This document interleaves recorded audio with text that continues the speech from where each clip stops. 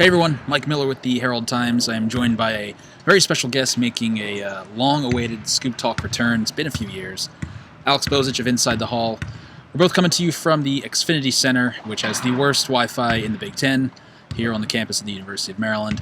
After Indiana's 75-72 loss to the Terps, Indiana's now lost five of their last 8 games after snapping that 3-game losing skid against Illinois over the weekend. Came here in a game that, frankly, for a road game, they were kind of, right there, a couple plays here and there in a very tough road environment here. And it gets loud. It's pretty. It's a good gym to see a game, and they were right there. But again, it kind of comes in the tenor of this recent 8-game stretch where you see the defensive lapses in key moments, stagnancy offensively, turnovers, obviously, and just not the key plays you need in these key moments. I think Indiana's guards combined for 55 points. The other 17 were spread between Thomas Bryant, OG Anunoby, Juwan Morgan. So really it was kind of on just an uneven night in general. You had that going on too. So from here, Indiana returns home. They have Rutgers on Sunday, and then they're back on the road against Penn State in what we now totally believe is a very fluky and strange road environment. So this is a game Indiana really needed. They really needed this to get traction, and right now that traction entering kind of the meat of Big Ten play, or at least the stretch where Indiana needs to pick up some wins. That traction's really eluded them. Yeah, you mentioned this being a game that Indiana really needed, but I think when they go back and look at the film and they kind of look at how the game played out, they're going to realize this is a game they could have had. Mm-hmm. They led it, I think, for almost 10 minutes in the second half. Mm-hmm. They really were fortunate to be in the position that they were at halftime, and they had a 5-point lead a couple different times in the second half. And really, at that point, if you're going to be a team that wins on the road, that's kind of when you put your foot on the gas and maybe extend the lead out to 7 or 9. Instead, it seemed like every time they got a 5-point lead, there was a turnover or Maryland made a momentum-changing play, and you can only let that happen so many times, especially on the road.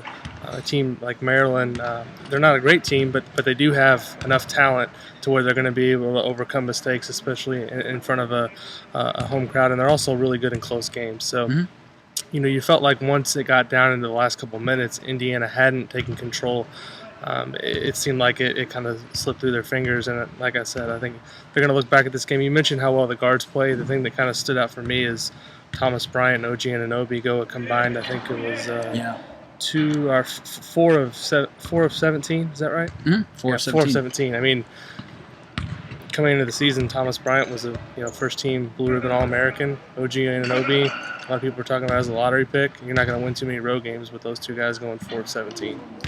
We've talked about this in previous editions of Scoop Talk, and just assessing Bryant's play this year. I think at least a good chunk of that kind of centers on just the lack of consistent point guard play, a guy who can really create and get him the kind of looks that he needs.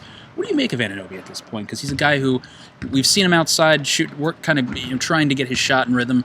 And really, when he's at his best is when he's finding some of those creases along the baseline, when he's around the paint. It just seems that just consistency, though, has kind of eluded him at times. Yeah, consistency is a big problem. I mean, you mentioned today it's kind of like it goes from one extreme to the other. He makes that great play in the second half and gets the 3-point play. He makes the dunk, obviously, at the end. That was kind of, I won't want to say it was after the game was decided because it wasn't, but it was kind of, late, a little too late in the game to be making a play like that. But besides that, he just kind of drifts around and doesn't really assert himself offensively. I think the biggest thing for him is he has a really hard time, or seems to at least, creating offense for himself. Like last year, he was a lot better because he had other playmakers around him. He could spot up, get open looks on threes, or other guys were being paid more attention to, and they could just dump the ball off to him, and he could make a big play. Now that he's a bigger focal point in the offense, other teams have adjusted to him.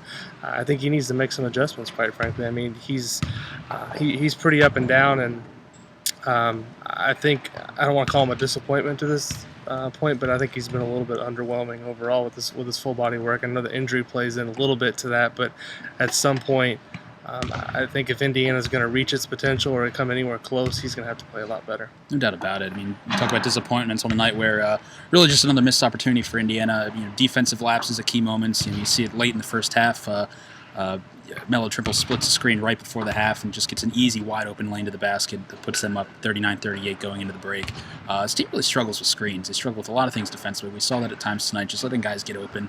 And again, Maryland had some big shots. I think Kevin Herter had a couple huge threes there in the final 5-6 minutes. One right around the 5-minute mark, I believe, and then again I think one about 1:48 left that put him ahead for good. And then on the ensuing possession made a nice play through about almost a half-court outlet to Anthony Cowan, and that put Maryland up by I think 3 at that point. But just in big moments, it seems that you see these kind of lapses. And yeah. The other thing that kind of stands out to me from this one, and it's now become a trend, is the defense is I don't want to say completely trending in the wrong direction, but we've seen enough now in Big Ten play where there's 4 straight games where they've allowed more than, I think it's 1.14 points per possession. And last year, if you looked at Indiana, the first, I think 9 out of the first 10 Big Ten games, they held opponents under a point per possession. So they, not only was their defense a lot better, not only was their offense better last year, the defense was something they could rely on when the shots weren't falling. Now it's almost like if they're going to beat a team, they're going to have to completely outscore them, and that's just another thing that is not sustainable because tonight they look at the stats. They made 10 of 23 threes on the road, and they still got beat. So at some point, this team, I thought James Blackman made a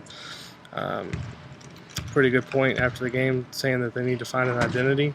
And right now, their identity is just trying to outscore teams, and they've got to add some type of defensive presence. I mean, they don't have to be great, but they at least have to be average in order if they're going to turn this around. Absolutely, and really even early in the year, I thought that was if you were going to say India had an identity, was that they're going to rely on a ton of threes. Defense was sort of coming along, but it wasn't even there then.